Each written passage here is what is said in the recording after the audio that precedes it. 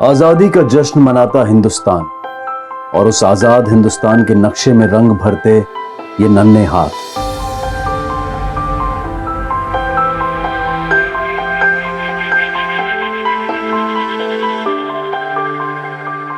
ये बच्चे सामान्य बच्चों से जरा अलग हैं,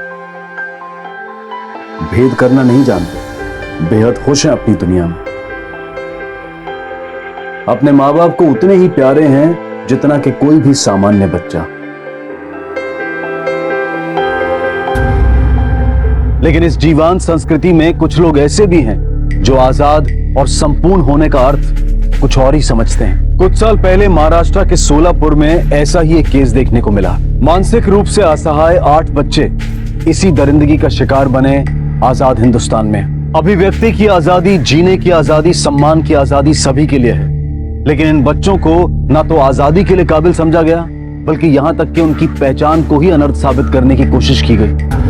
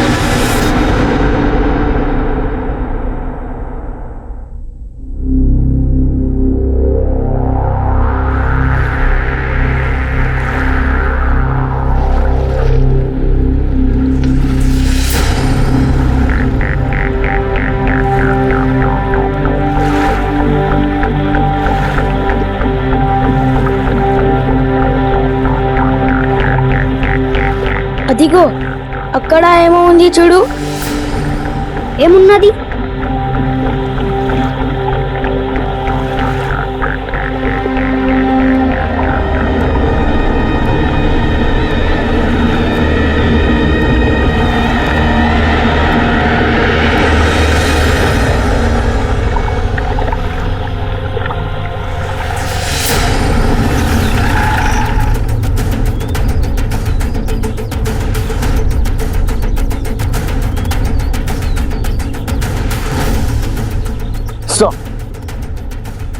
ఈ బాడీ 8-10 మధ్యాహ్న సంవత్సరాల పిల్లగాడిది. మొత్తం బాడీ డిస్కంపోజ్ అయింది. आंध्र प्रदेश के कुरनूल गांव की पुलिस को नदी में बहकर आई एक 10 साल के बच्चे की लाश मिली। लाश पूरी तरह से सड़ चुकी थी, जिससे वहां की पुलिस ने यह अंदाजा लगाया कि बच्चे की मौत 10 से 15 दिन पहले हुई है। बारिश की वजह से नदी की धारा तेज थी, जिससे पुलिस को यह भी अंदाजा हुआ कि लाश महाराष्ट्र से बहकर आंध्र प्रदेश तक पहुंच गई है।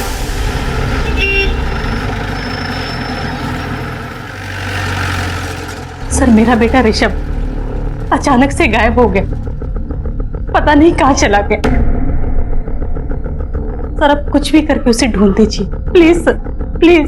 आप घबराइए मत, हम पूरी कोशिश करेंगे। बच्चा कब लापता हुआ?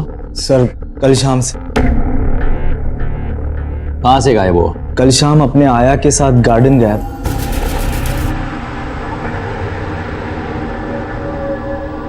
ऋषभ के इस आया का नाम क्या है? मनीषा सर। ऋषभ बाबा, आपको बुड्ढी के बाल चाहिए? चाहिए आपको? अच्छे लगते हैं आपको? ठीक है, मैं लेकर आती हूँ, लेकिन तब तक यहीं बैठे रहना अच्छे बच्चे की तरह। हाँ, कहीं भी नहीं जाना। सुनोगे ना मेरी बात? हाँ, नहीं जाओगे ना? नहीं जाओगे ना? हाँ, मैं लेकर आती हूँ। हाँ, यहीं बैठे रहो।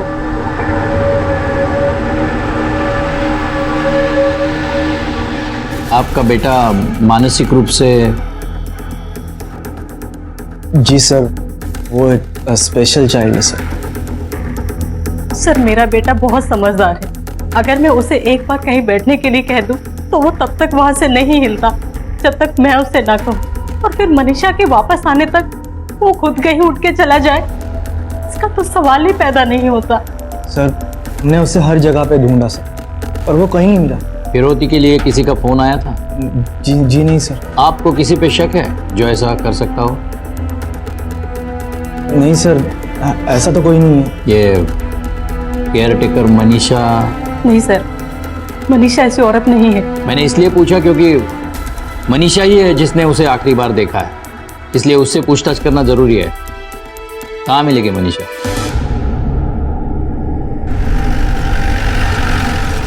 సార్ భీమా నదిలో దొరికిన పిల్లవాడి శవం తొక్క ఏం రిపోర్ట్ మేలో వచ్చేసింది. अब आंध्र प्रदेश पुलिस के पास उस बच्चे की पोस्टमार्टम रिपोर्ट आ चुकी थी, जिससे एक अहम बात सामने आई थी कि मरा हुआ बच्चा मानसिक रूप से असहाय था। बच्चे की मौत किसी पथरीली चीज पर सर पटकने से हुई थी और वहीं से पुलिस ने अपनी थ्योरी बनाई कि उस बच्चे से छुटकारा पाने के लिए उसके ही माँ बाप ने उसे मारकर नदी में फेंक दिया है। बच्चे निर्मल निश्चल भगवान का रूप होते हैं। उनकी भोली चालाकियों में भी मासूमियत होती है और शायद उनकी इसी मासूमियत को किसी की नजर लग गई थी। महाराष्ट्र के सोलापुर से 2 बच्चे गायब हुए थे और आंध्र प्रदेश के कुरनूल में एक की लाश मिली थी। क्या असलियत थी इन हादसों की? क्या इन तीनों हादसों का एक दूसरे से कोई ताल्लुक था? कोई क्यों इन मासूम बच्चों को अपना शिकार बना रहा था? चल नाटक बंद कर, बोल बच्चे के साथ क्या किया? कहाँ छुपा के रखा है या मार डाला उसे? साहब मैं ऋषभ बाबा को माँ के जैसा प्यार करती थी साहब, उसका बहुत ख्याल रखती थी। मैं कह को उसको ये फिल्मी डायलॉग बंद कर। हम अपने पे उतर आ गए ना तो ये ममता 2 मिनट में निकल आएगी बाहर। मैं सच बोल रही है साहब, मैं झूठ नहीं बोल रही है। अब चाहे तो मैम सबको पूछो ना साहब। हाँ मेम साहब से भी पूछेंगे, तुझे जो पूछा है वो बोल पहले।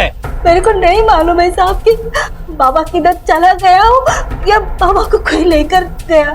साहब मैं 3 महीने से उसको गार्डन में लेकर जाती है, तब तो ऐसा कुछ भी नहीं हुआ साहब। पता नहीं हमें कैसा हो गया साहब, हमने बहुत ढूंढा बाबा को। कहाँ ढूंढा तीनों ने? नहीं साहब, हम 2 ही थे, मैन साहब और मैं। क्यों ऋषभ के पिता नहीं थे क्या? साहब तो पुणे में थे साहब, कुछ दिन पहले कंपनी की तरफ से साहब का ट्रांसफर हो गया है साहब, तब से पुणे में ही है। अब बस मैं और मैन साहब ही है साहब और बाबा। लेकिन ठीक है अभी तुम जा सकती हो, लेकिन हमें पूछे बगैर शहर के बाहर नहीं जाना। हाँ साहब।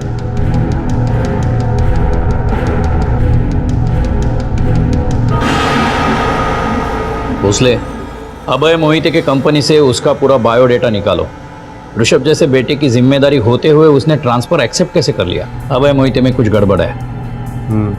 और एक बात, उसके पड़ोसियों से पूछताछ करो। हो सकता है जिसे हम घर के बाहर ढूंढ रहे हैं वो घर के अंदर हो। ओके सर, वो कुछ 5 साल पहले इस कॉम्प्लेक्स में रहने आए थे, तभी से मैं उन्हें जानता था। उन दोनों पति पत्नी के बीच में कभी कुछ झगड़ा ऋषभ को लेकर? हाँ सर, शुभांगी ने एक बार बताया था ऋषभ जब 3 साल का था तो अभय को दूसरा बच्चा चाहिए था, लेकिन वो डरती थी कि दूसरा बच्चा आने से ऋषभ की देखभाल में कुछ कमी ना रह जाए, इसलिए उन दोनों में हमेशा खटपट होती थी। हमें पता है आपको ऋषभ से प्रॉब्लम था, लेकिन और कोई तरीका नहीं बचा उससे दूर जाने का, तो आपने अपना ट्रांसफर करवा लिया पूना में। सर आप ये कैसी बातें कर रहे हैं? इन्होंने तो अपना ट्रांसफर रोकने की पूरी कोशिश की थी, पर कंपनी ने कोई ऑप्शन ही नहीं छोड़ा। मिस्टर अभय खरे है? हो सर, खरा है, मैंने बहुत कोशिश की। लेकिन हमने तो आपके कंपनी के मैनेजर से बात कर ली तो उसने कहा आप खुद आगे आए थे ट्रांसफर के लिए, बल्कि उसने तो एप्लीकेशन भी दिखाया आपने किया हुआ। अब है क्या ये सच है? अरे उस बेचारे को तो इतनी समझ भी नहीं है, उसका बाप बाप कहलाने के लायक ही नहीं। मुझे नफरत है उसके बेचारेपन से, थक गया हूं मैं उसकी सेवा करते करते।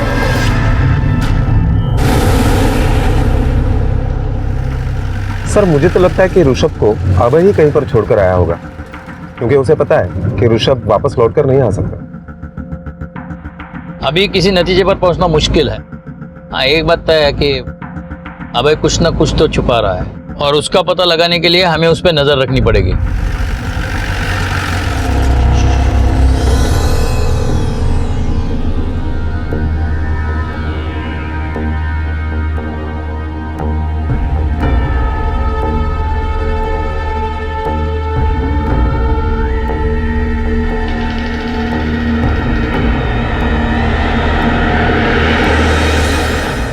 सर हजरत शाह दरगाह के आगे जो नदी का मोड़ है वहाँ 2 बच्चों की लाश मिली है। सर दोनों बॉडी लगभग एक दूसरे से 50 मीटर की दूरी पर मिली है, जिसमें से एक बॉडी पूरी तरह से गल चुकी है और सर इसके एक हाथ में 6 उंगलियां हैं। सर इसे देखकर लग रहा है कि इसकी मौत लगभग 2 महीने पहले हुई होगी। और सर ये दूसरी बॉडी, इसे देखकर लग रहा है कि इसकी मौत 15-20 दिन पहले हुई होगी। और एक बात सर, चेहरे के स्ट्रक्चर को देखकर लग रहा है कि ये दोनों स्पेशल चाइल्ड रहे होंगे। अभय मोहिते का बच्चा भी मेंटली चैलेंज था ना? हाँ सर। दोनों को बच्चे की शिनाख्त के लिए बुलाओ। Okay sir.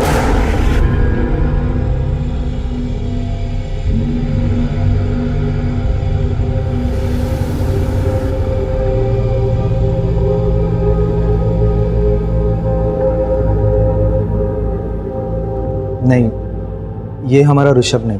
नदी में 2 बच्चों की लाशें मिली है, एक ये और ये दूसरी पूरी तरह से गल चुकी है।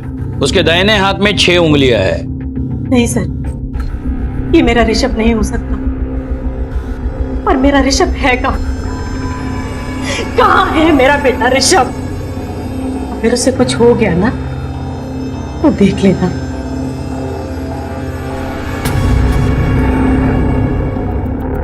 पोस्टमार्टम रिपोर्ट के मुताबिक दोनों बच्चों की मौत सिर किसी पत्थर से टकराने से हुई है।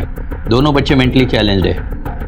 एक मेंटली चैलेंज्ड बच्चा गायब है। इसका मतलब भोसले इस तरह के कत्ल की और भी खबर आ सकती है। ये दोनों बच्चे कौन हैं? हमारे पास सिर्फ ऋषभ की रिपोर्ट है। भोसले एक काम करो, सभी पुलिस स्टेशन से ये चेक करो कि कहाँ और कितने मेंटली चैलेंज्ड बच्चों की मिसिंग कंप्लेंट आई है। और ये स्पेशल चाइल्ड के स्कूल और संस्थाओं में देखो कि 6 उंगलियों वाला कोई बच्चा स्टूडेंट था या नहीं। ये 6 उंगलियां उस बच्चे की पहचान करने में हमें मदद करेगी। Okay sir.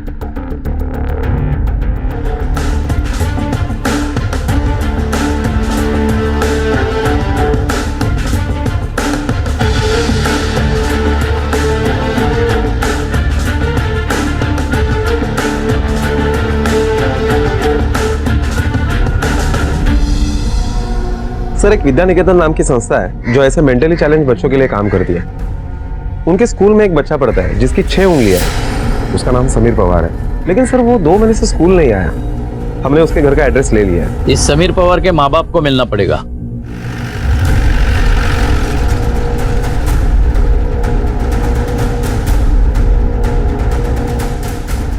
घर पे तो ताला लगा हुआ है। हाँ सर।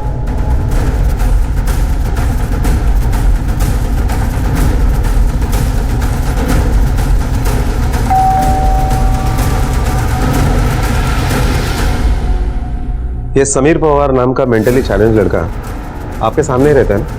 हो सर। क्या बता सकते हैं वो लोग कहाँ गए? सर आनंद पवारने दुसरी शादी की आणि फिरायला गेला तो। क्या समीर को भी साथ में लेके गए? साहब 1.5-2 महीने से तो मैंने उसको देखा ही नहीं है। किधर गया पता नहीं। बेचारा बच्चा, देखो ना साहब उसका भी नसीब कैसा।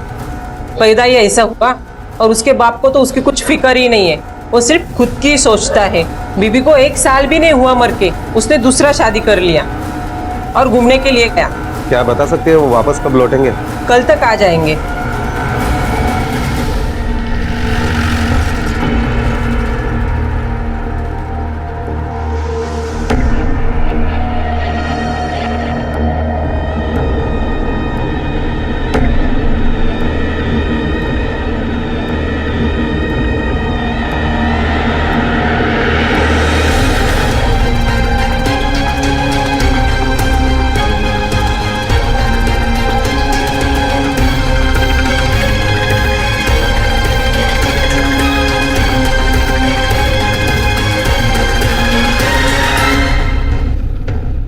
क्या बात है साहब, क्यों पीछा कर रहे हो?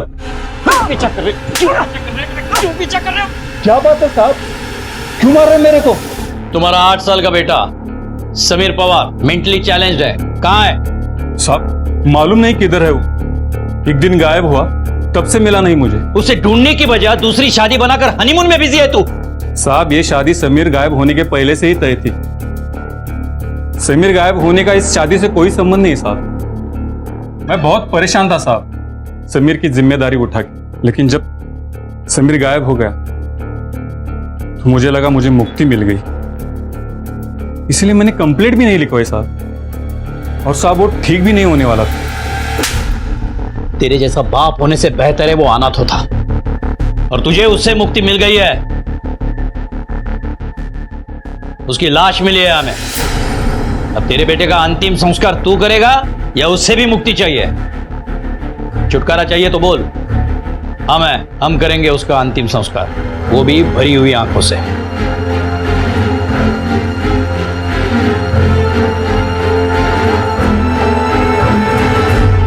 सुनो, इधर आओ। क्या साहब? कौन हो तुम? पवार से क्या काम है? वो साहब, पवार साहब के बच्चे को संभालती थी मैं। आया हूँ, बचा हुआ पगार के वास्ते आई हूँ। क्यों? नाम क्या है तुम्हारा? गोदावरी। भोसले, नंबर और एड्रेस ले लो इसका। सर, हमने सोलापुर के सारे पुलिस स्टेशन में मेंटली चैलेंज बच्चों के मिसिंग कंप्लेंट के बारे में पता किया, तो एक बात सामने आई कि सोलापुर के ही सिद्धेश्वर पेट के एक एरिया में एक बिजनेस पर्सन राजेश शिर्के ने अपने 8 साल के बेटे की मिसिंग कंप्लेंट दर्ज करवाई है। उनका बेटा भी मेंटली चैलेंज है। एक ही शहर के 2 मेंटली चैलेंज बच्चों की लाश मिलना और एक का गायब होना, उसलिए ये कोई इत्तेफाक नहीं है। इस कत्ल और गायब होने के पीछे जो मकसद है वो शायद एक ही है। हो सकता है इन लाचार बच्चों के माँ बाप इनसे पीछा छुड़ाना चाहते हो, या फिर ये भी हो सकता है कि किसी सुपारी किलर ने नया बिजनेस ढूंढ लिया हो इन मासूम बच्चों को ठिकाने लगाने का। सर, मुझे लगता है कि हमें इन बच्चों के माँ बाप के कॉल डिटेल्स देखने चाहिए, शायद हमें उससे कुछ लिंक मिले। हाँ, लेकिन उसके पहले इस दूसरे बच्चे की पहचान करानी होगी। भोसले, राजेश शिर्के को बुलाओ इस दूसरे बच्चे की शिनाख्त के लिए। Okay sir.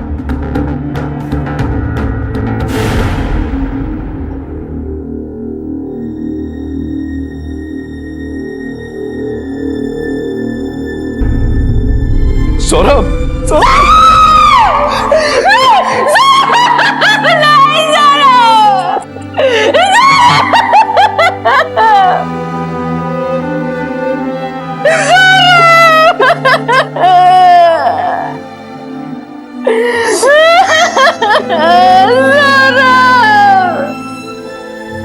सर, बच्चों के माँ बाप के कॉल रिकॉर्ड्स आ गए। एक बात हैरान की है सर, ये अभय मोहिते और राजेश शिर्के के बीच में एक बार नहीं कई बार कॉल हुआ है। हो सकता है दोनों ने एक दूसरे का इस्तेमाल किया हो अपने बच्चों से छुटकारा पाने के लिए, लेकिन ये इतनी चालाकी दिखा रहे हैं तो कंफर्म है कि फोन पर तो डिटेल बातें नहीं की होगी। एक तो छुपकर मिले होंगे या नेट पे बातें की होगी। एक काम करो भोसले, अभय मोहिते और राजेश शिर्के को उनके कंप्यूटर के साथ पुलिस स्टेशन बुलाओ और साइबर एक्सपर्ट को भी बुलाओ, और हाँ, अभय और राजेश को अलग अलग रखना जब साइबर एक्सपर्ट उनके मेल्स चेक करता होगा। Okay sir.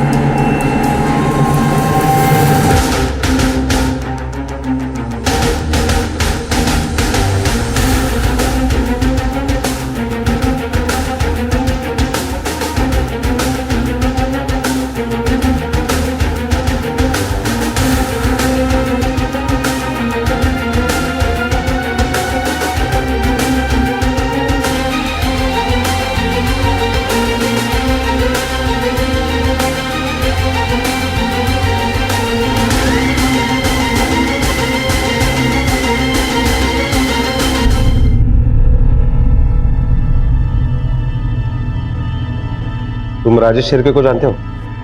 मैं किसी राजेश शिर्के को नहीं जानता। ये तुम्हारे मोबाइल के कॉल रिकॉर्ड्स, ये नंबर तो पहचानते होगे। ये अभय मोहिते कौन है? अभय मोहिते, ये नाम तो मैंने कभी सुना भी नहीं। ये नाम तुमने कभी सुना नहीं, लेकिन उसके साथ नेट पर अपने बेटे के बारे में, सौरभ के बारे में सारी बातें शेयर कर ली। सर, बिजनेस की वजह से मैं बहुत सारे लोगों को मिलता हूँ, उनसे बात करता हूँ, सबके नाम मुझे याद नहीं रहते। तो तुम अभय मोहिते को नहीं जानते? जी नहीं जानते। चलो मान लिया ये नंबर तुम नहीं जानते, अपने मोबाइल से ये नंबर डायल करो।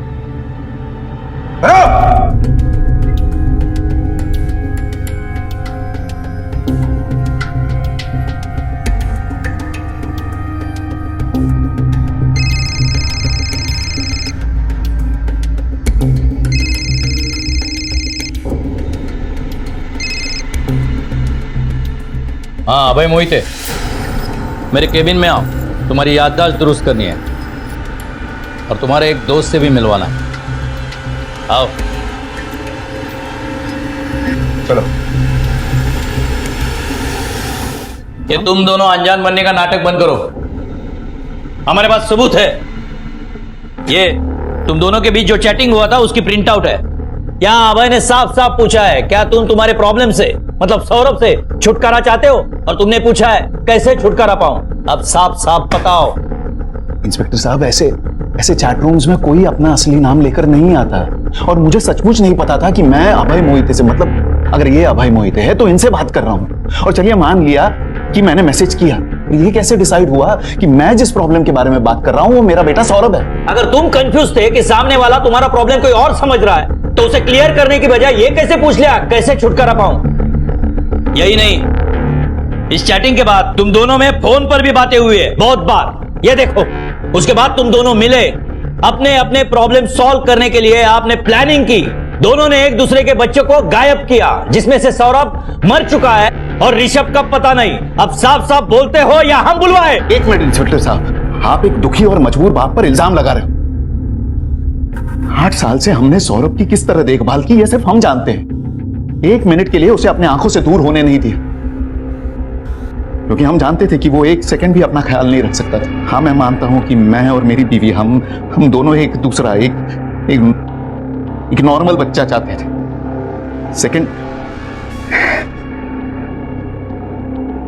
सेकंड प्रेगनेंसी के वक्त 16th वीक में हमें पता चला कि हमारा दूसरा बच्चा भी नॉर्मल नहीं है। मेडिकल कंसेंट से हमने एबॉर्शन करवाया। सर, अब मेरी बीवी तीसरी बार प्रेग्नेंट है। हम दोनों सौरभ के दुख से बाहर नहीं निकले, और ना ही इस डर से कि हमारा तीसरा बच्चा भी पहले दोनों बच्चों की तरह ना हो। आप मुझे समझने के बजाय मुझ पर यह इल्जाम डाल रहे हो कि मैंने ही अपने बच्चे का कत्ल किया। आप अपना फेलियर हम दोनों पर क्यों थोप रहे हो? सर, मैं मानता हूं कि मैंने राजेश को फ़ोन किया था, पर तब मैं इनका नाम और कंडीशन नहीं जानता था। मुझे सिर्फ अपने सॉल्यूशन से मतलब था। जैसे मैंने अपना ट्रांसफ़र पुणे करवाया, वैसे ही ये भी खुद को दूर कर ले, ना कि अपने बच्चे को जान से मार दे। सर, सच कहता हूँ, आज से पहले मुझे इनका असली नाम तक पता नहीं था। कभी बताया ही नहीं, ना मेल में ना फ़ोन पर।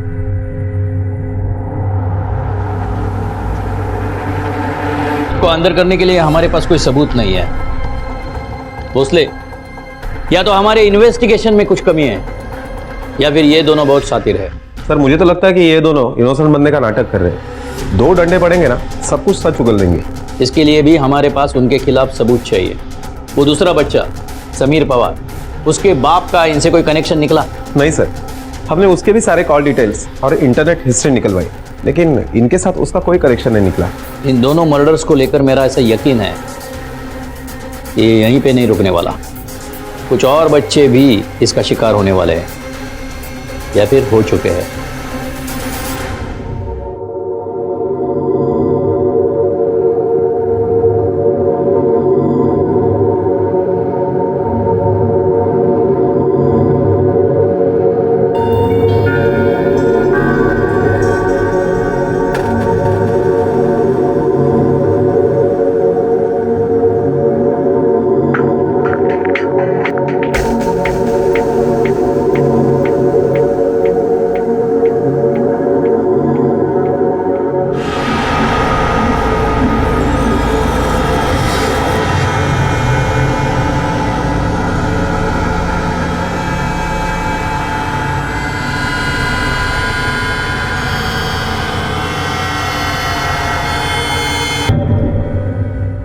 पूरा 1 महीना बीत गया, हमारी सरस्वती को गायब हुआ।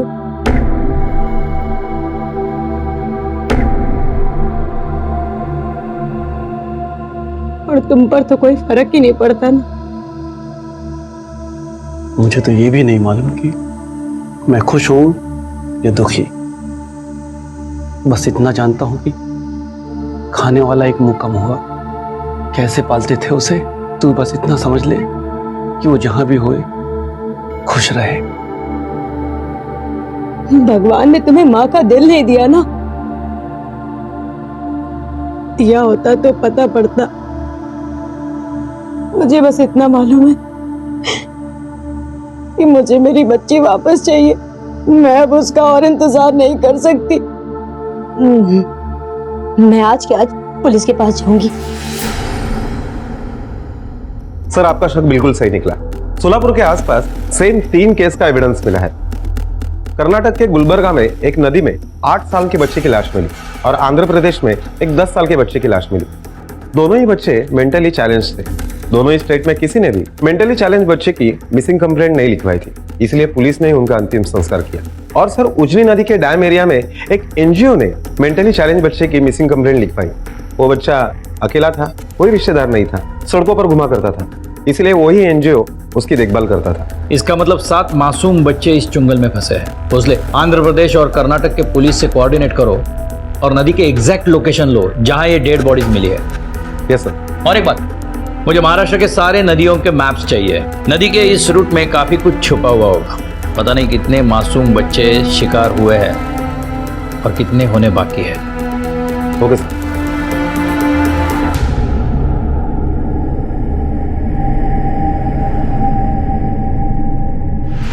ये वो 7 पॉइंट्स है जहाँ बच्चों की लाशें मिली थी। भीमा नदी का रूट यहाँ से महाराष्ट्र से कर्नाटक होकर आंध्र प्रदेश में और समुद्र को यहाँ मिलते हैं। ये सब बच्चे जिनकी लाशें मिली है वो सोलापुर के थे। नदी के तेज बहाव के कारण यहाँ आंध्र प्रदेश में मिले। जिसने भी कत्ल किया है उसने मार के उन्हें नदी में डाला होगा। ये कातिल नदी का बहाव और नदी के बारे में सब कुछ जानता है। हमने इस केस से जुड़े हर शख्स से बात कर ली है, बस एक को छोड़ के।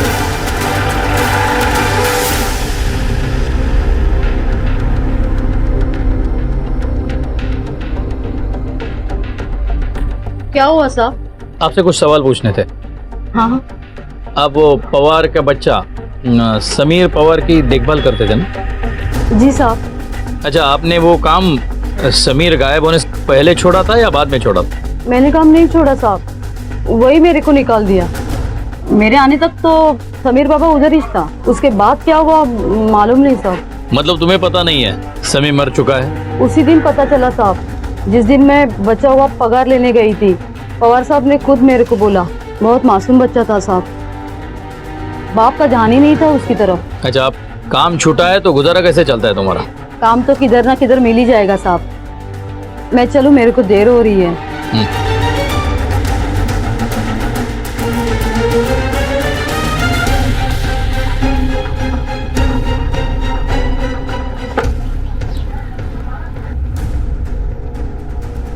तुम वो गोदावरी को कैसे जानती हो? कौन गोदावरी साहब? जिसके साथ अभी बात कर रही थी।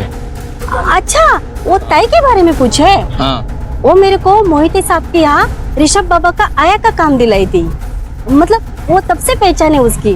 वो यही काम करती है ना, मतलब औरतों को आया का काम दिलाती है और कमीशन लेती है। मतलब सोलापुर में जितने ऋषभ जैसे मेंटली चैलेंज बच्चे हैं उनके पास आया को ये गोदावरी बेचती है? हाँ साहब। ठीक है, जाओ तुम। हाँ। कोई था जो इन मासूम बच्चों से उनके जीने का अधिकार छीन रहा था। कहना मुश्किल था कि उस दरिंदे की जान लेने की भूख इस हद तक शांत हुई थी या फिर उसके पागलपन की चपेट में अभी और बच्चे भी आने वाले थे। और तभी पुलिस के हाथ एक ऐसी कामयाबी लगी जिससे इन मासूम जिंदगियों को इंसाफ दिलाने और उन्हें आजाद कराने की उम्मीद नजर आने लगी। भोसले, इस गोदावरी पे कड़ी नजर रखनी चाहिए, क्योंकि सिर्फ 2 बच्चों के नहीं, सभी बच्चों के किडनैपिंग के बारे में उसे कुछ ना कुछ तो पता है, क्योंकि इन सभी घरों में आया को उसी ने भेजा है। गोदावरी का कुछ ना कुछ तो कनेक्शन है इस केस के साथ। इसका मोबाइल ट्रैकिंग पे ले लो और 24 घंटे उस पर नजर रखना। हाँ, ओके सर।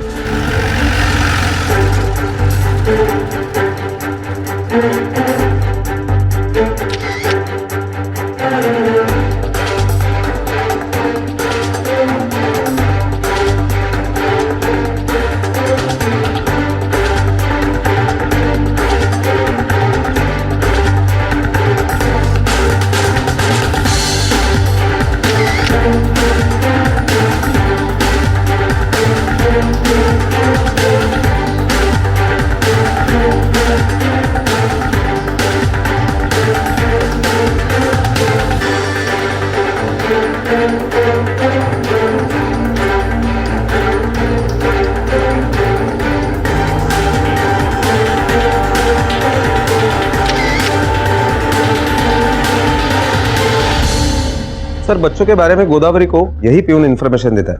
ये मेंटली चैलेंज बच्चों के स्कूल में काम करता है। जब हमने उससे पूछताछ की तो उसने बताया कि साहब, वो मेरे को बोली थी कि वो उन बच्चों को आया दिलाने का काम करती है। अगर मैं उनको उस बच्चे का नाम और एड्रेस दूंगा तो वो मेरे को पैसा देगी।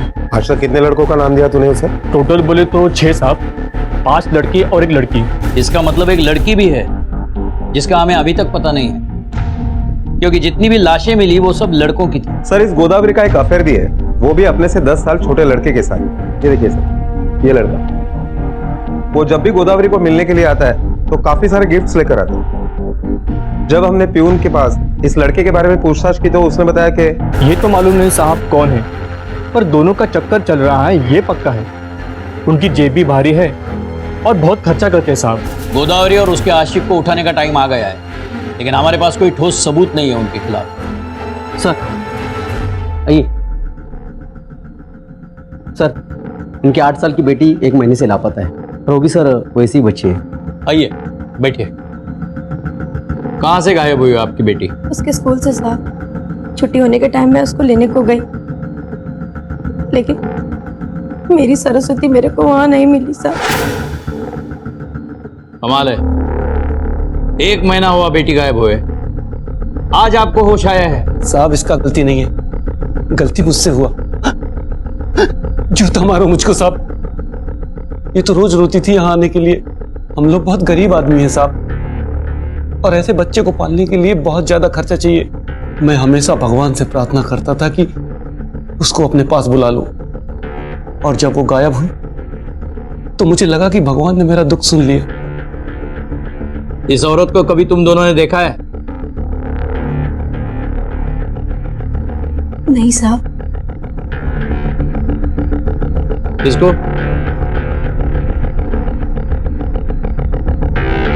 हाँ साहब, साहब ये मेरे घर आया था साहब। घर आया था? क्यों? पीछे धन्यवाद। बैठिए।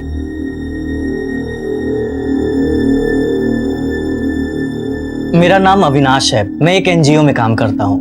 मतलब एक ऐसी संस्था जो ऐसे बच्चों की मदद करती है, इनके दुख दर्द को समझती है। हम जानते हैं कि ऐसे बच्चों के खर्च और इनकी जिम्मेदारियां उठाना कितना मुश्किल है, और आप जैसे गरीब लोगों के लिए तो और भी मुश्किल है। लेकिन इंसान के रूप में ही तो भगवान आते हैं, और मैं एक ऐसे इंसान को जानता हूँ जो ऐसे बच्चों के दुख दर्द को बांट रहा है। तो क्या वो हमारी मदद करेंगे? बहुत नेक इंसान है वो, सबकी मदद करते हैं।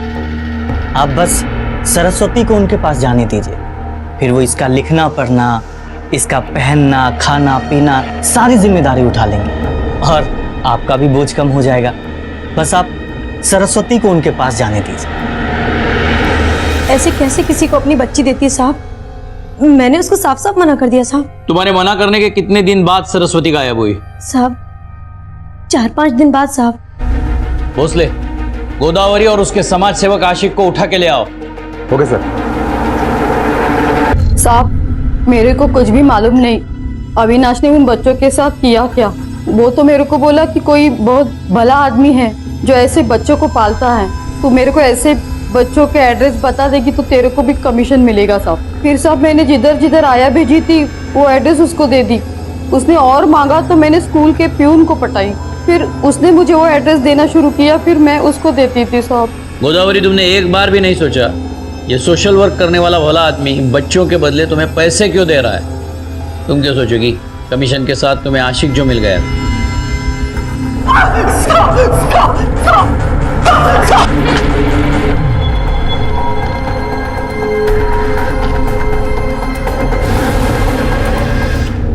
खुद बोलेगा या हम बुलवाए? भोसले, मैं बताता हूँ। एक आदमी है साहब जिसे मेंटली चैलेंज्ड बच्चे चाहिए थे, और मैं ऐसे बच्चे किडनैप करके उसे देता था साहब, और उसके बदले वो बहुत अच्छे पैसे देता था साहब। कौन आदमी? नाम क्या है उसका?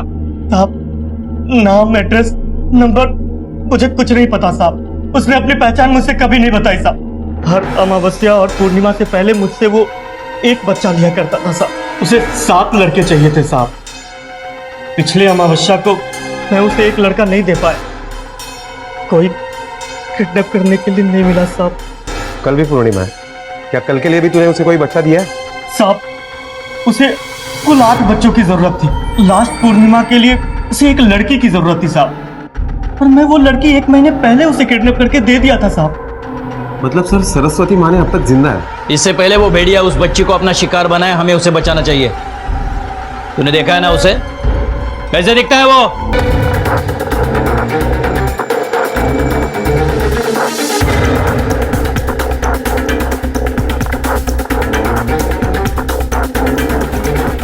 देख, उस बच्ची को बचाने के लिए हमारे पास टाइम बहुत कम है। अगर तूने गलत हुलिया बताया ना, तो वो जब पकड़ा जाएगा, तुम्हारा जेल में रहने के लिए इंतजाम अभी कर देता हूं मैं, समझे?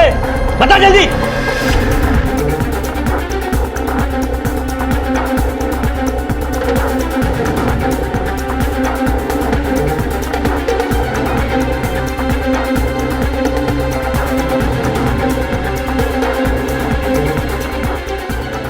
ये जी साहब, यही है वो आदमी। भोसले, टाइम बहुत कम है, इसे पकड़ने के लिए मोबाइल ट्रैकर की जरूरत पड़ेगी। Okay sir.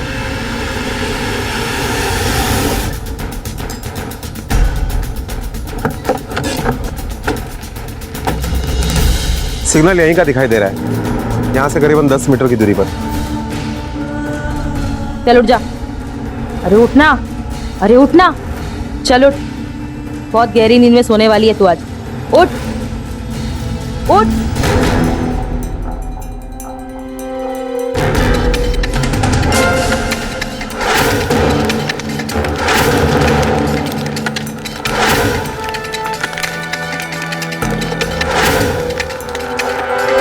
सर, सिग्नल की स्ट्रेंथ पूरी आ रही है, इसका मतलब है वो लोग पक्का यहीं पर है। ठीक, बैटरी बंद करो। चलो।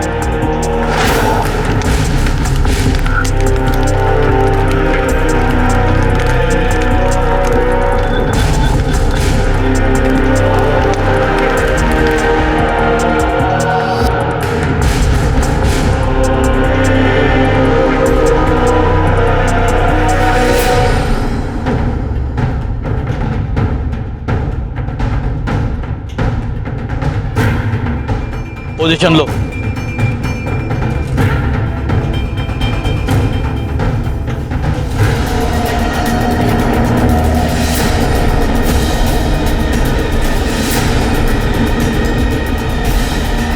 ले जाओ। जा खड़े रह।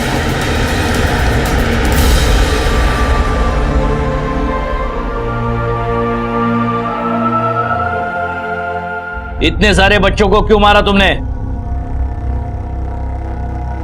एक अच्छे तंदुरुस्त संतान की प्राप्ति के लिए, जो सौरभ की तरह हम पर बोझ ना बने। बस कि डॉक्टर ने भी जवाब दिया था कि अब सारे बच्चे ऐसे ही पैदा हो।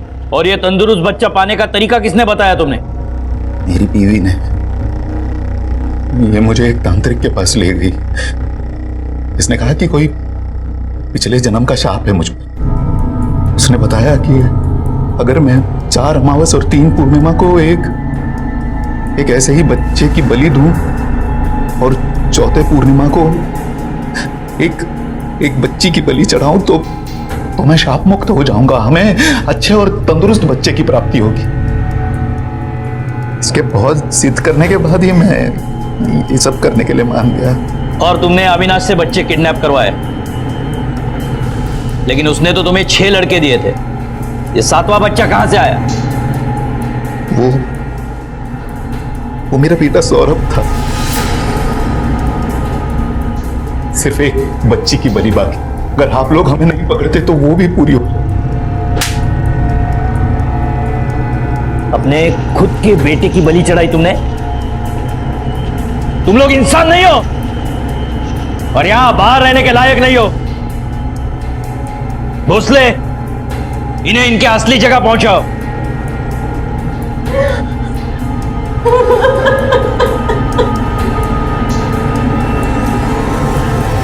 हमारे संविधान में हर नागरिक के पास समान अधिकार हैं, लेकिन जब भी कोई सामान्य से अलग दिखने वाला सामने आता है तो या तो मन में दया भाव उमड़ते हैं या फिर घिन आती है। सामान्य आदमी ऐसे लोगों पर समानता का अधिकार वर्जित समझता है और इसके परिणाम घातक होते हैं। इंसान अपने ही बच्चों को खा जाता है और जानवर से भी बदतर श्रेणी में पहुंच जाता है। और यही किया था राजेश और उसकी पत्नी ने अपने और दूसरों के मासूम बच्चों के साथ। राजेश शिर्के को 7 बच्चों के कत्ल के लिए, राजेश की पत्नी को जुर्म को उकसाने के लिए और उसमें भागीदार होने के लिए, और अविनाश को बच्चों को अगवा करने के लिए कड़ी सजा हुई। हिंदुस्तान जहां अपनी आजादी की 70वीं वर्षगांठ मना रहा है, वहीं आज भी इंसान को जरूरत है दिमागी गुलामी से आजाद होने की। इंसान आज भी अंधविश्वास, अहंकार, द्वेष और ईर्ष्या जैसी विकृतियों का गुलाम है। इंसान और समाज को सिर्फ बाहर से ही नहीं बल्कि भीतर से भी आजाद होने की जरूरत है, और तभी पूरा होगा हर व्यक्ति और देश का पूर्ण स्वराज का नारा। मानसिक रूप से असहाय 7 बच्चे इसी दरिंदगी का शिकार बने आजाद हिंदुस्तान में। अब मैं अनूप सोनी आपसे विदा लेता हूं, फिर मुलाकात होगी अगले एपिसोड में जुर्म की एक और कहानी के साथ। तब तक अपना और अपने परिवार का ख्याल रखें और देखते रहें क्राइम पेट्रोल डायल 100। सबक एक को सीख हम सबको। जय हिंद।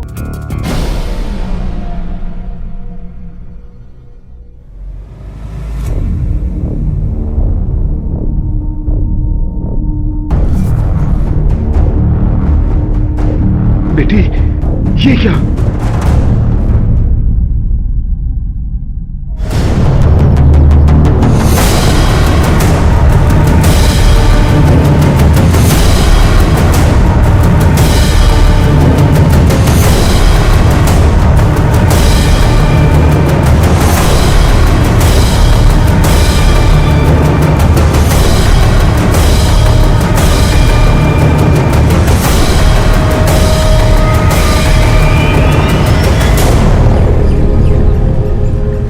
विनर्स आगे बैठता है और लूजर्स पीछे। You're absolutely right बेटा। अब बता कितनी स्पीड पे चलाऊं? पापा फुल स्पीड। ओके। अरे खबरदार, जो 60 से ज्यादा स्पीड में गाड़ी चलाई तो। ओके मैडम, जैसी तुमसे इच्छा। पापा पुलिस ऑफिसर होके भी डर गए। बेटा मैं कितना भी बड़ा पुलिस ऑफिसर बन जाऊं, असली बॉस तो पीछे वाली सीट पे है। कायपन बोलता तुम्ही।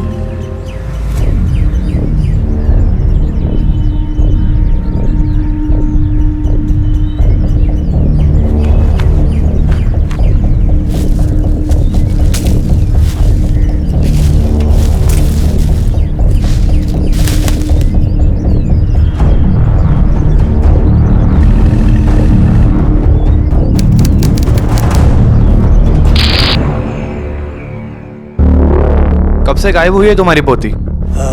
12 दिन हो गए। 12 दिन हो गए आपकी पोती गायब है। और आप बाबा रहे, कंप्लेंट लिखवा ना।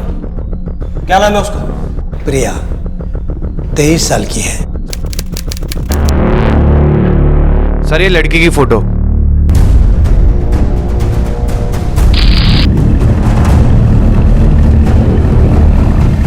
अरे हाईवे पे अकेली लड़की।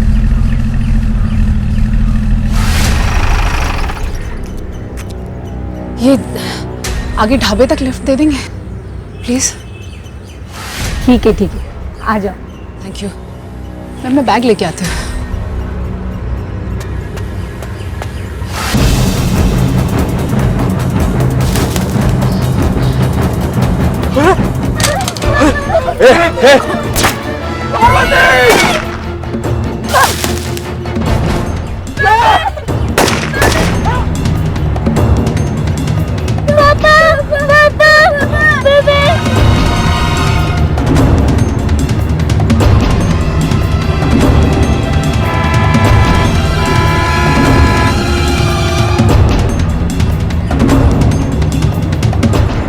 नमस्कार, आदाब। क्राइम पेट्रोल डायल 100 में आप सबका स्वागत है। 69 साल पहले कई शहीदों की कुर्बानियों के बाद हमें आजादी मिली थी, पर क्या आज हम उस आजादी की महत्वता को समझ पा रहे हैं? हमारे देश का जो भविष्य है, शायद उनके लिए आजादी का वो अध्याय सिर्फ इतिहास के पन्ने हैं, लेकिन अब वक्त आ गया है नया इतिहास लिखने का, आजादी का नया व्याकरण समझने का, ये समझने का कि हमें जितना खतरा बाहरी ताकत से है, उससे कहीं ज्यादा खतरा अंदरूनी ताकत से है। आज आजादी अंग्रेजों की बेड़ियों से मुक्ति नहीं है, बल्कि उन बेड़ियों से मुक्ति है जो हमारे घरों में पनप रही हैं।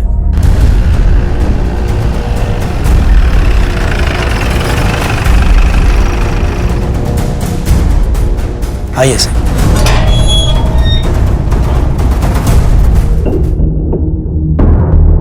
आपके कहने का मतलब है कि आपकी बेटी कैंप पर गई है, और कहां गई है ये आपको नहीं पता। साहब, जब बच्चे बड़े हो जाते हैं तो उन पर माँ बाप की रोक टोक नहीं चलती।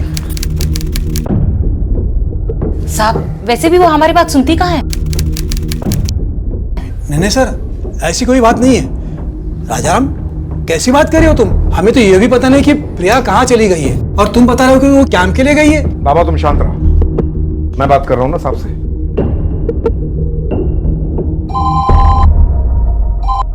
हेलो सर, हाईवे पे इंस्पेक्टर तावड़े और उनकी फैमिली का मर्डर हो गया है। क्या?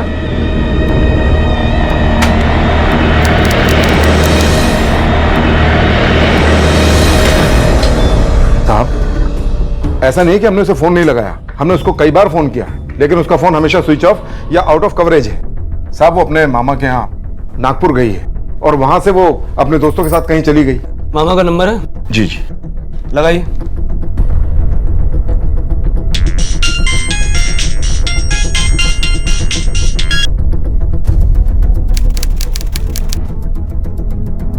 मैं अमरावती पुलिस स्टेशन से पीआई तांबे बोल रहा हूँ। अमरावती पुलिस स्टेशन से? कहिए क्या काम है?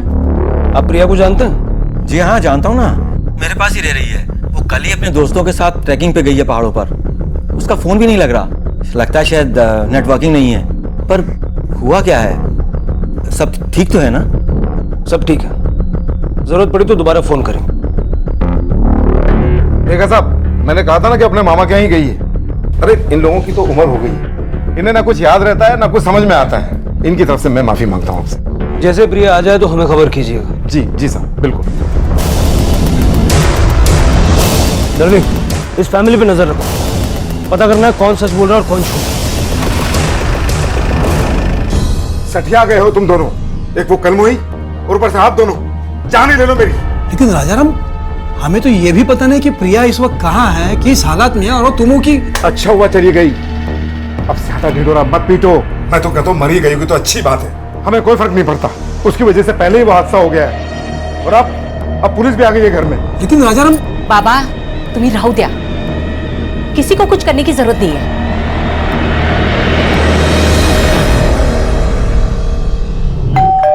आले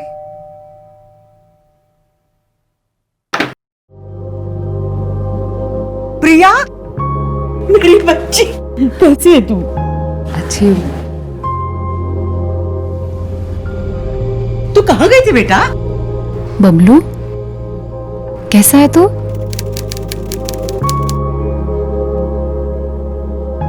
प्रिया, आजो बा। आ गई तू बेटा। बेटा कहाँ गई थी तू? कितने परेशान थे हम लोग। आजोबा, मैं ट्रैकिंग के लिए गई थी। ट्रैकिंग के लिए गई थी या घुल खिलाने? हाँ अरे मैं सच में ट्रैकिंग के लिए ही गई थी। झूठ बोल रही है तू। पहले भी तूने कम घुल खिलाए थे।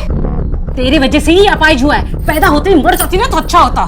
तेरी वजह से पहली बार इस घर में पुलिस आई, कितनी बदनामी हुई हमारी, पता है तुझे? अब जा अपनी मनुष्य शक्ल लेके पुलिस स्टेशन और बता उन्हें कि तेरी इन करतूतों में हम शामिल नहीं हैं।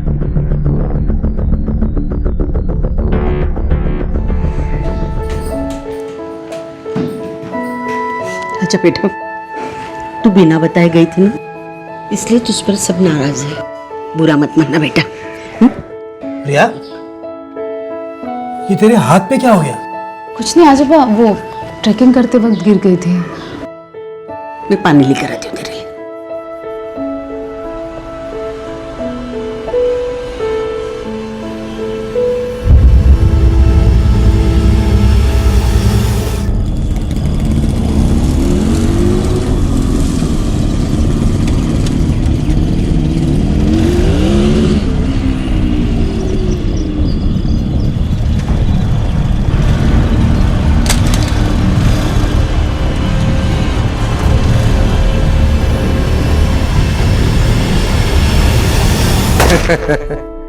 लीजिए, आप तो कुछ ले ही नहीं रहे। लीजिए ना, आप भी लीजिए।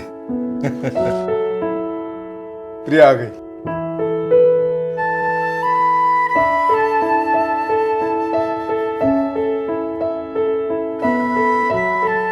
ये है हमारी बेटी प्रिया। प्रिया बेटे, नमस्ते करो। आपकी बेटी बहुत सुंदर है और हमें बहुत पसंद आई। हमारी तरफ से रिश्ते के लिए हाँ है।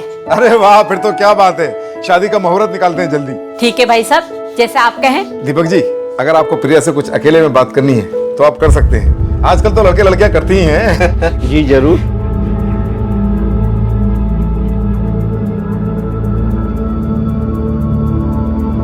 अरे प्रिया बेटे, इन्हें अपना कमरा दिखाओ। जाइए दीपक जी, जाइए जाइए, देखिए देखिए, जाओ बेटे जाओ।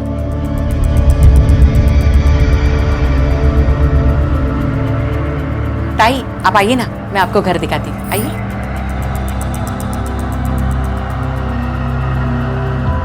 राजा, तेरा दिमाग खराब हो गया? अपनी उम्र के आदमी के साथ तू प्रिया की शादी बना रहा है? अपना मुंह बंद रखो भाई, मैं जो कुछ कर रहा हूँ सही कर रहा हूँ। जितना जल्दी इसकी शादी हो जाए उतना जल्दी अच्छा है। मेहरबानी करके आप दोनों अपना मुंह बंद रखो।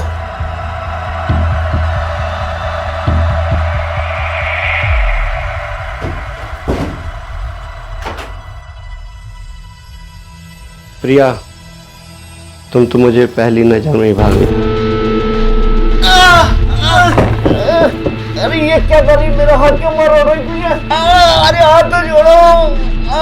चुपचाप नीचे जाके बोल कि तुझे मुझसे शादी नहीं करनी, समझा? आप बोल दो, हाथ तो जोड़ो।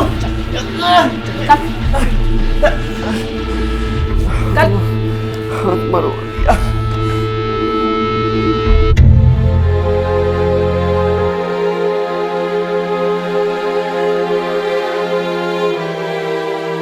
हमें माफ कर दीजिए, हमें शादी नहीं करनी है आपकी बेटी से। नमस्ते। मैं उसे जान से मार दूंगा। पागल हो गया क्या? इस लड़की ने पागल कर दिया है मुझे। उस जैसे बेकार आदमी ने भी इसके साथ शादी करने से मना कर दिया। उसे उस बात का पता चल गया होगा। अरे तो मैं क्या करूं? जो कुछ भी हुआ है इस लड़की की वजह से हुआ है। जाके कहीं मर क्यों नहीं जाती, या फिर मेरी ही जान ले ले।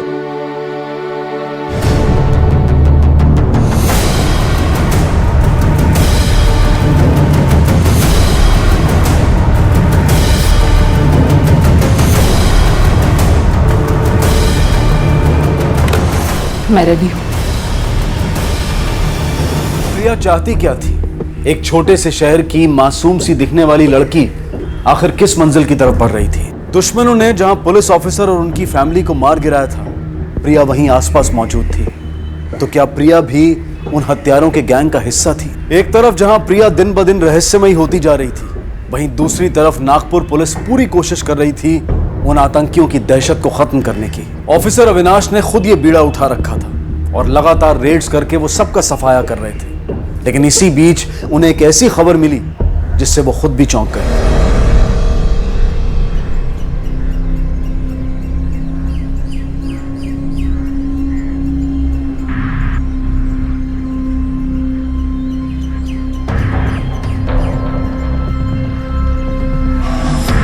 खबर तो पक्की है ना आपकी? बिल्कुल पक्की खबर है साहब, ये यहाँ से ही आएंगे। और आगे जाके बैठ सकते हैं क्या? नहीं साहब, ऐसा मत कीजिए, हो सकता है वहाँ लोगों में जाने में थोड़ी पीछे हो।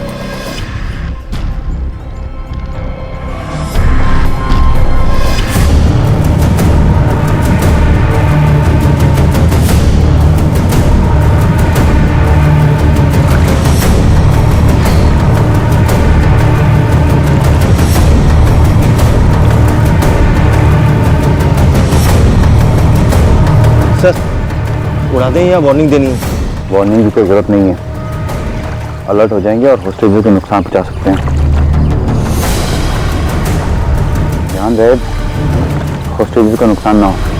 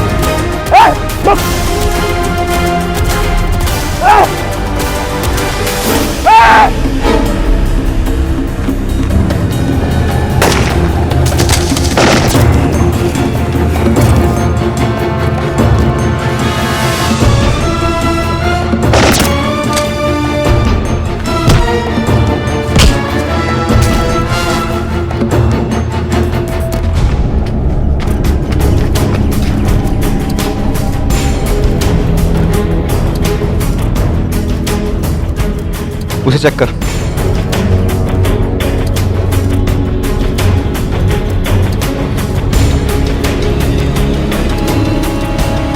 आ जाओ आ जाओ।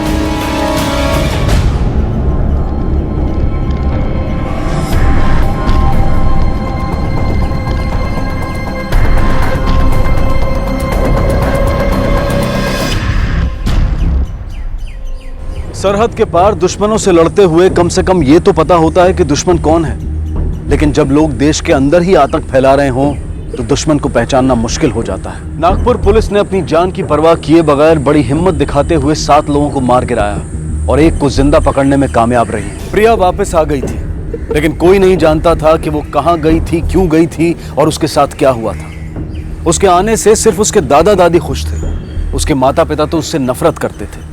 पर ऐसा क्या हुआ था और वो कौन से हादसे की बात कर रहे थे जिसके बाद उन्हें प्रिया से इतनी नफरत हो गई थी?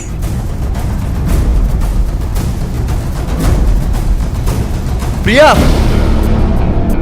अरे राजू, जीतू, कैसे हो? एकदम बढ़िया। तू कैसी है? एकदम अच्छी हूँ। और कैसा रहा तेरा ट्रेकिंग ट्रिप? बहुत अच्छा था। अगली बार तुम दोनों को भी ले चलूंगी। चलेंगे ना। पता है पुलिस स्टेशन से फोन आया था, वो लोग तुम्हारे बारे में पूछ रहे थे। हाँ, वो आजी और आजोबा ने घबरा के रिपोर्ट लिखवा दी थी, पर अब सब ठीक है। मैं पुलिस स्टेशन होके आई हूँ। अरे यार मुझे बहुत डर लग रहा था। अरे यार इसमें डरने वाली क्या बात है यार, पुलिस वाले आके क्या तुझे डंडे मारेंगे? भाग नहीं।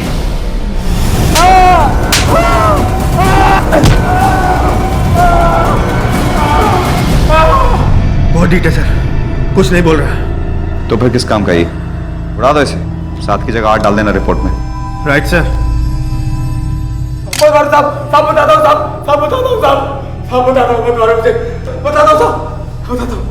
तो फिर जितना मालूम है बकना शुरू कर। सर ये लोग कॉलेज और यूनिवर्सिटी से स्टूडेंट्स को रिक्रूट करते हैं। कुछ स्टूडेंट्स तो इनके ट्रेनिंग कैंप में भी आते हैं। कौन है वो स्टूडेंट्स? नाम क्या उनके? नाम नहीं पता सर, पर उनमें एक लड़की भी है। और एक खास बात सर, उनका एक खास ड्रॉप पॉइंट है सर अमरावती शहर में, जहां उन तक इस काम के लिए पैसे और दूसरे मटेरियल पहुंचाए जाते हैं।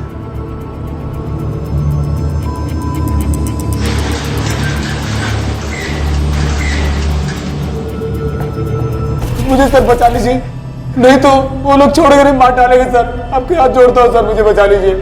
पता करो। चल पता करना शुरू कर।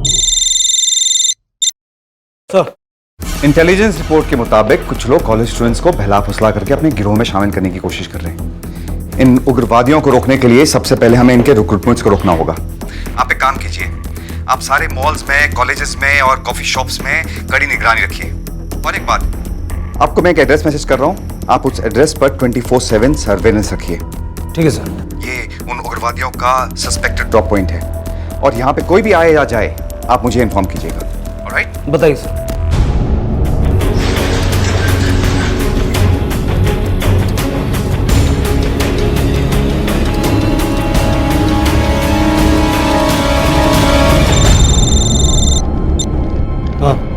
अब एक लड़का यहाँ से ग्रे टी शर्ट और ब्लू जींस में निकला है।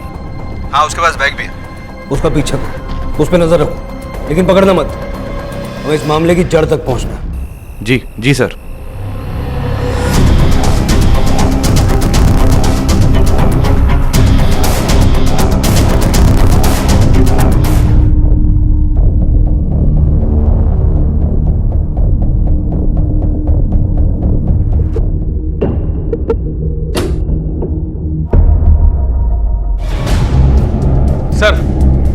सर उस लड़के का नाम राजू है, फाइनल ईयर का स्टूडेंट है, हिमाचल के रहने वाला है। हॉस्टल में जगह नहीं मिली इसलिए रूम लेके अकेले रह रहा है। पढ़ाई में एवरेज से बेहतर है, कोई पास्ट क्रिमिनल रिकॉर्ड भी नहीं है। कॉलेज में अटेंडेंस भी बहुत अच्छा है, सिवाय एडवांस फिजिक्स के क्लास के।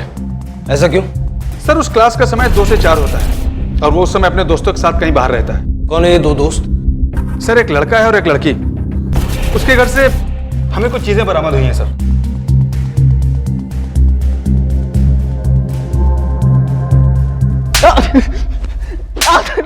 जब तक मुंह नहीं खोलेगा तब तक पिटेगा। सर मुझे कुछ समझ में नहीं आ रहा सर, आपने मुझे यहाँ क्यों बुलाया सर? सर मैंने कुछ भी नहीं किया है सर। ये क्या है? ये तेरे बैग से मिला है? सर मुझे नहीं पता था सर बैग में ये सब है।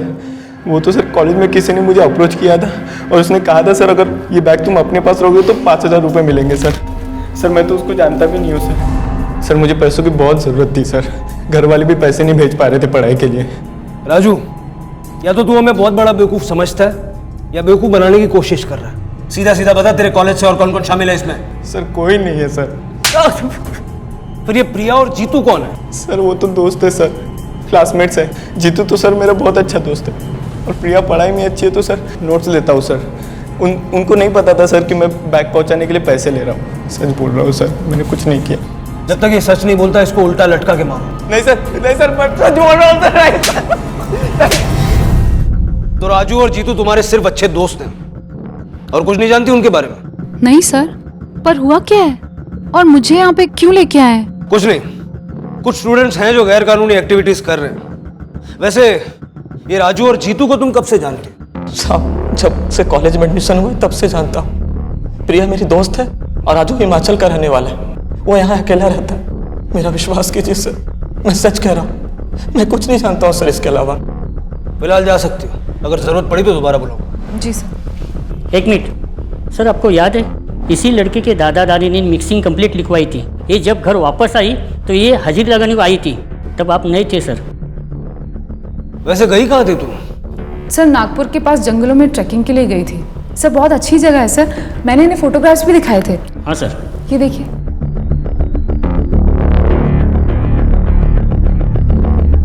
घर वालों को बिना बताए गई थी? मैं बता के ही गई थी। अरे ये तो वही जगह है ना, यहाँ का निरंजन ढाबा बहुत मशहूर है। वो मक्के की रोटी और काली दाल बहुत मशहूर है वहाँ की। कल खाया था? हाँ सर, इतना दूर जाए और निरंजन ढाबे ना जाए ऐसा तो नहीं हो सकता। मैं गई थी वहाँ। सर क्या मैं अब जा सकती हूँ? ठीक है। Thank you sir. इस पे नजर रखो। ये निरंजन ढाबा मैंने अभी क्रिएट किया है, ऐसा कोई ढाबा है नहीं। झूठ बोल रही है ये।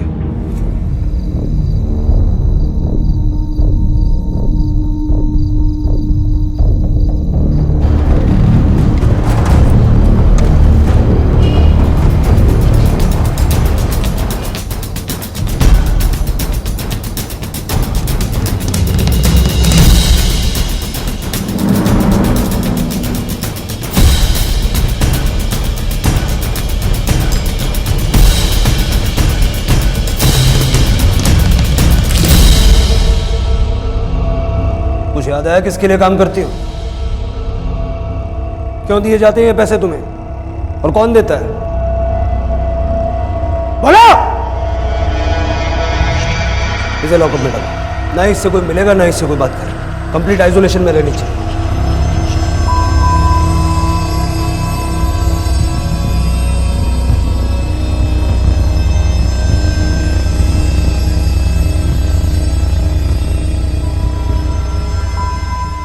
सर उसके मुंह से एक भी शब्द नहीं निकला है। 48 घंटों से उसे सॉलिटरी कन्फाइनमेंट में रखा है। न खाती है, न पीती है, न रिएक्ट करती है। कुछ भी नहीं बोल रहे सर। ठीक है, मैं आ रहा हूं।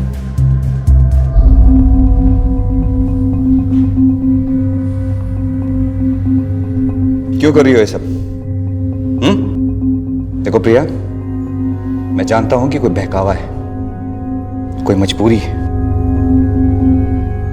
हम तुम्हारी मदद करना चाहते हैं। अगर तुम हमारी मदद नहीं करोगी तो मैं कुछ नहीं कर सकता। देखो कौन मिलने आया तुमसे।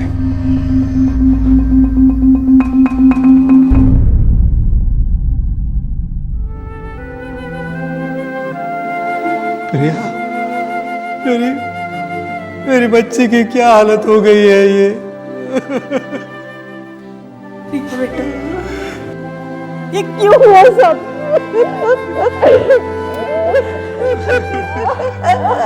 मेरी बच्ची।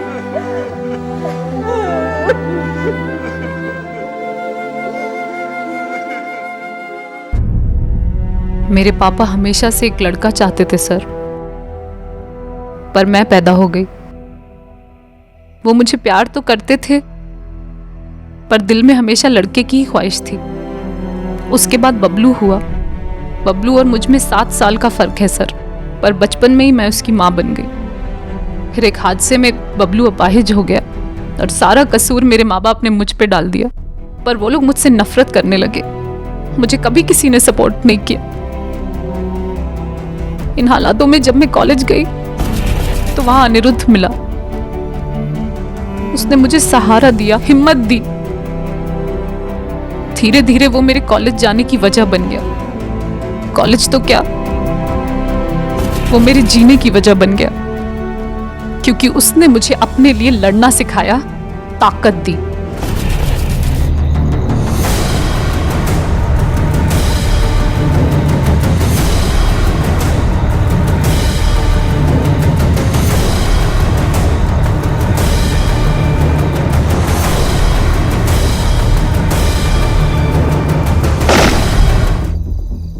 देखिए साहब, हमारी बच्ची मुजरिम नहीं है।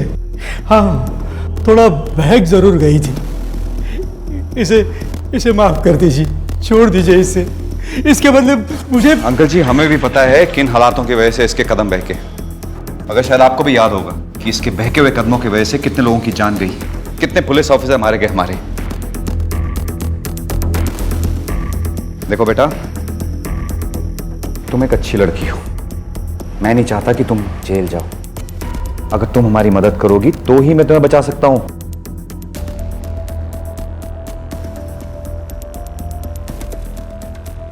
मुश्किल वक्त और हालात कई बार इंसान को गलत कदम उठाने पर मजबूर कर देते हैं। प्रिया के साथ भी ठीक ऐसा ही हुआ था। अपने साथ हुए बलात्कार और अपने परिवार के साथ साथ सारी दुनिया द्वारा अकेले छोड़ दिए जाने की वजह से उसने अपने हाथों में हथियार उठाया था, हिंसा को अपनाया था। लेकिन गलत कदम उठा लेना एक बात होती है और गलत रास्ते पर आगे बढ़ते जाना दूसरी। और अब देखना यह है कि क्या प्रिया इस बात को समझकर गलत रास्ते पर उठाए अपने कदमों को रोक पाएगी। क्या वो सही रास्ते पर लौटकर गुनाह और गुनहगारों से लड़ने में पुलिस की मदद करेगी, या उसका हिस्सा बनकर इस दलदल में और गहरी धंसती चली जाएगी। कोई नहीं, भाग के सारे चेक करो, सब चेक करो। कमन, उधर जाओ।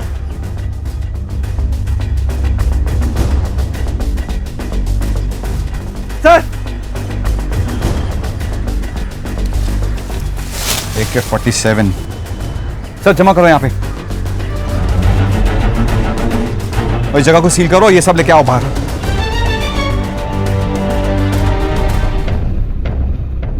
सर ये तो बहुत बड़ी जीत है। You're right. पर एक अजीब सी बात नोट की तुमने। प्रिया के दिए हुए हर इंफॉर्मेशन से हमने जहां भी रेड लगाई वहां पे हथियार तो बरामद हुए, पर कोई पकड़ा नहीं गया। कोई है जो हमारी इंफॉर्मेशन लीक कर रहा है। इनफैक्ट एक रेड से पहले हमें इंफॉर्मेशन थी कि उस घर में लोग मौजूद थे, पर जब वहां रेड लगाई सिर्फ हथियार मिले। वो कौन है जो हमारी इंफॉर्मेशन लीक कर रहा है?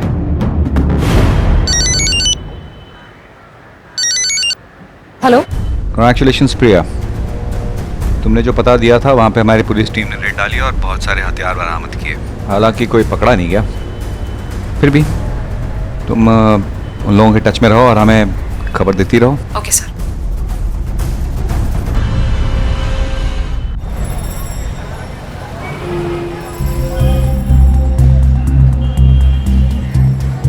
अंकल ये 10 बूंदी के लड्डू दे दीजिए।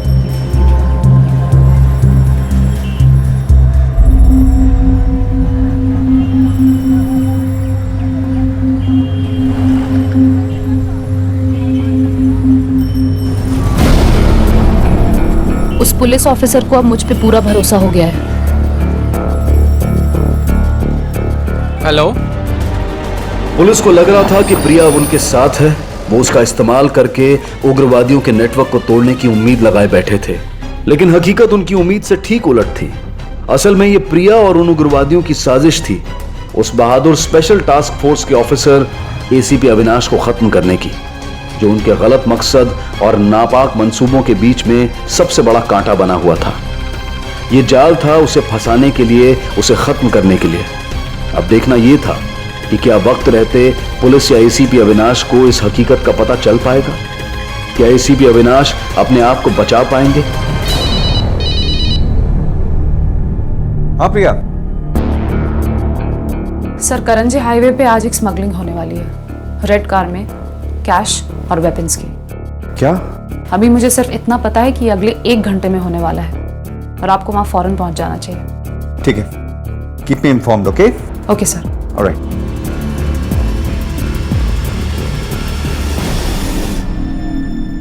मुझे फौरन निकलना पड़ेगा। पापा आज तो मेरी पेरेंट्स मीटिंग है ना, प्लीज पापा चलो ना। बेटा आई एम सॉरी, मुझे काम पे जाना है ना। Take care of her. Deshpande, Priya के इंफॉर्मेशन के मुताबिक करंजे रोड पे किसी लाल गाड़ी में वेपन्स की तस्करी होने वाली है। जल्दी से पता करो कि इंफॉर्मेशन सही है कि नहीं और मुझे बड़ी नाका पे मिलो, ठीक है?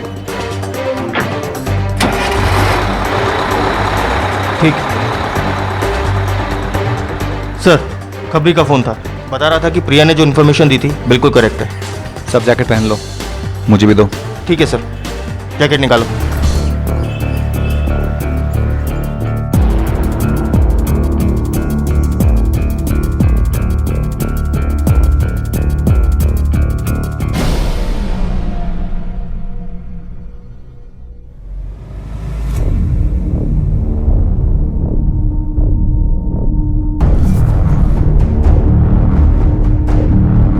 बेटी ये क्या?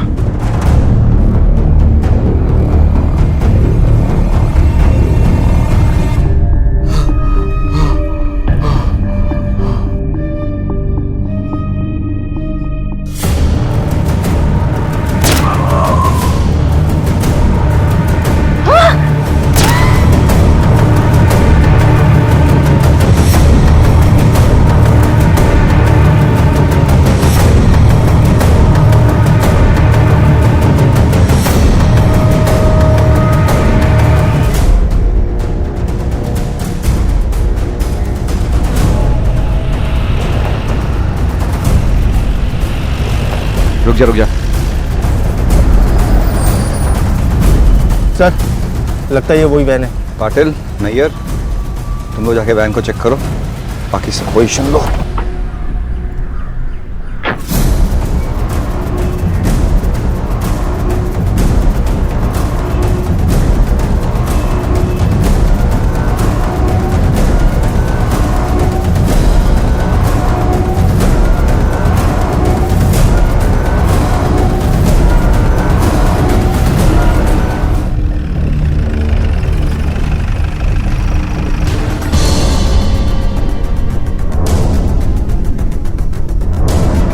बेटा बबलू, तुम्हारे माँ बाप को क्या इसी ने मारा?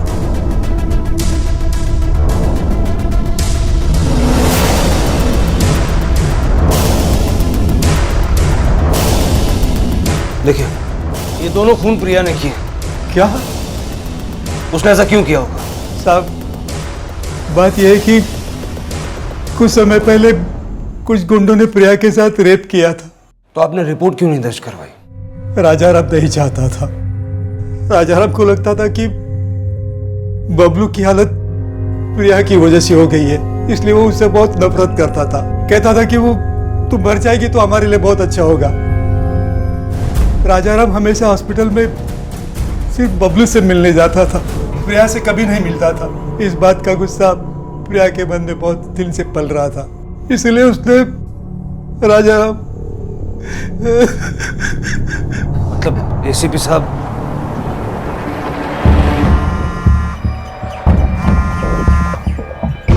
हेलो सर, प्रिया अपने माँ बाप को मार के यहाँ से भाग गई। क्या? और आपको गलत इन्फॉर्मेशन देके वहां भेजने का प्लान भी उसी का है। ओह माय गॉड, उसे अरेस्ट करो। सब पाटिल, इट्स अ ट्रैप। वापस आ जल्दी।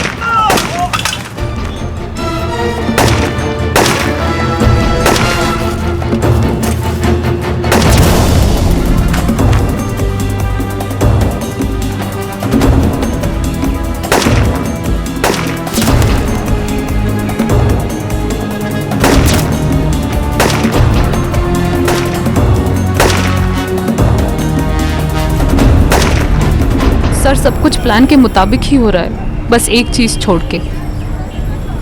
मैंने अपने माँ बाप को मार डाला। क्या? तुम्हारा दिमाग खराब हो गया? तुम्हारी पर्सनल रंजिश हम सबके मिशन से बढ़कर हो गई है।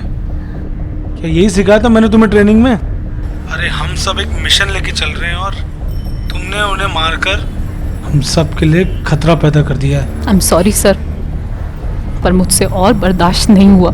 तुम एक काम करो, कुछ दिनों के लिए नागपुर चली जाओ, मैं वहाँ खबर कर देता हूँ। तुम्हें कुछ दिन वहाँ के जंगल के कैंप में रहना होगा। Okay sir.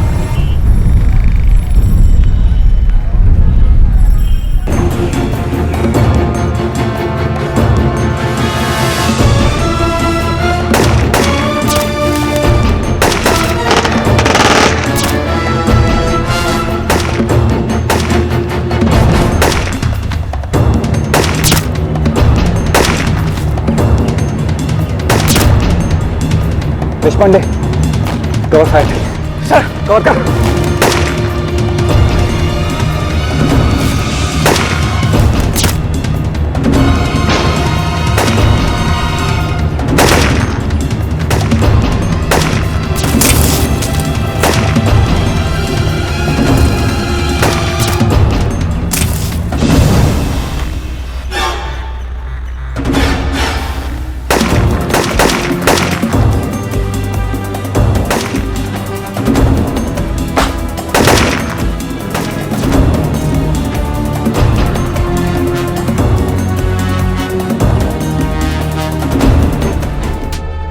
सही कहा आपने, आपके पास टाइम बहुत कम है और सच तो यह है कि आपके पास टाइम है ही नहीं। आपको क्या लगा था मैं आप लोगों के लिए काम करती हूँ?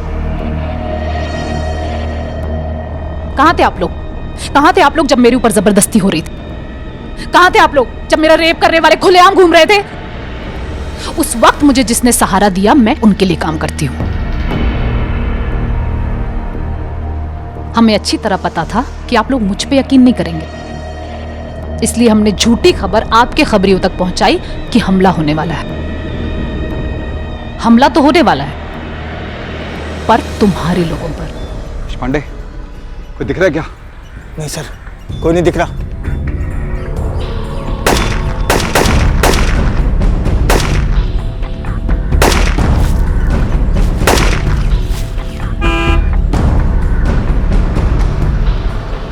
देशपांडे, सामने से सिविलियंस को बचा रही है।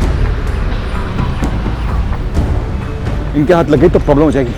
तू जाकर रोक। लेकिन सर, कवर से बाहर निकले तो ये हम पर गोलियां चला देंगे। अरे मैं कवर फायर करता हूँ, तू जा। सर,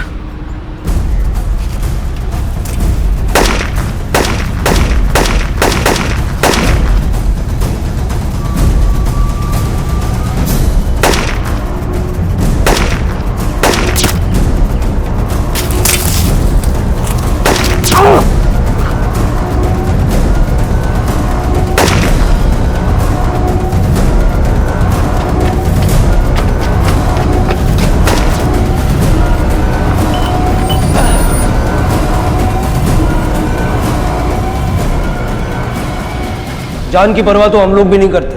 फर्क सिर्फ इतना है कि तुम लोग अपनी जान की बाजी लगाकर सिर्फ दहशत फैलाते हो। जो पुलिस तुम लोगों को बुरे लोगों से बचाती है, उनको मारने चली हो।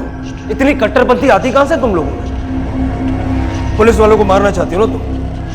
अब मरेंगे, लेकिन तुम में से कोई भी जिंदा नहीं बचेगा। और ये सब करके तुमने हासिल क्या किया? अपने अपाहिज भाई को अनाथ कर दिया, अपने लाचार दादा दादी को इस उम्र में अकेला छोड़ दिया। ये हासिल किया तुमने। इसको मारते रहो जब तक ये ना बताए कि इसका सरगना कौन है, और अगर जरूरत पड़े तो इसके दादा दादी को अंदर डाल के उनकी भी खातिरदारी करो।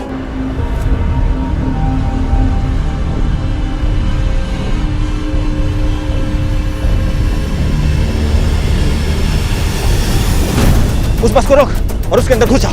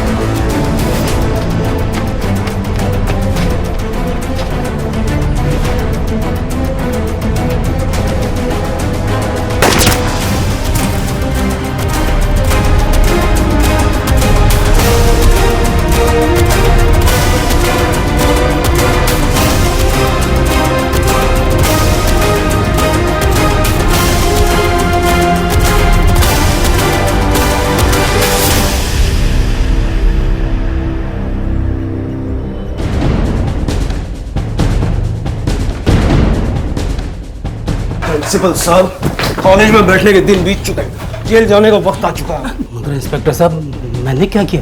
क्या तूने इन मासूम स्टूडेंट्स की जिंदगी के साथ खिलवाड़ किया? उनको सही शिक्षा देने की बजाय उनका भविष्य बर्बाद किया। तेरी वजह से न जाने कितने बेकसूर लोग मारे गए। अगर तू इन मासूम बच्चों को सही शिक्षा देता और ये आतंक का खेल ना खिलवाता तो हमारे न जाने कितने बहादुर अफसरों को अपनी जान नहीं गंवानी पड़ती। सब कुछ प्रिया ने बता दिया। चल ले चलो। वो लोग जिनकी ना तो कोई आइडियोलॉजी है और ना ही आतंक फैलाने की वजह, वो हमारे घरों की तरफ देखते हैं कि क्या कोई ऐसा है जिसे वो बहका सके, और फिर किसी एसीपी अविनाश जैसे पुलिस ऑफिसर को अपनी जान पर खेलना पड़ता है। अगर प्रिया को उसका हक मिला होता, उसे उसके हिस्से का प्यार मिला होता, तो क्या वो कभी ऐसा कदम उठाती? हम आजादी की बात करते हैं, लेकिन क्या हम अपनी सोच में आजादी ला पाए हैं? देश के बाहरी दुश्मनों से आजादी की 70वीं सालगिरह हम मना रहे हैं, लेकिन हमारी अपनी बनाई हुई बेड़ियों से हमें कब आजादी मिलेगी? और जिस दिन हम वो आजादी पालेंगे, उस दिन हम कह पाएंगे कि हमने पूर्ण स्वराज पा लिया है। इसी विचार के साथ मैं अनूप सोनी अब आपसे विदा लेता हूं। फिर मुलाकात होगी अगले एपिसोड में जुर्म की एक और कहानी के साथ। तब तक अपना और अपने परिवार का ख्याल रखें और देखते रहें क्राइम पेट्रोल डायल 100। सबक एक को सीख हम सबको। जय हिंद। इस तरह के और भी एपिसोड देखने के लिए हमारे चैनल को सब्सक्राइब करें और बेल आइकन दबाना ना भूलें।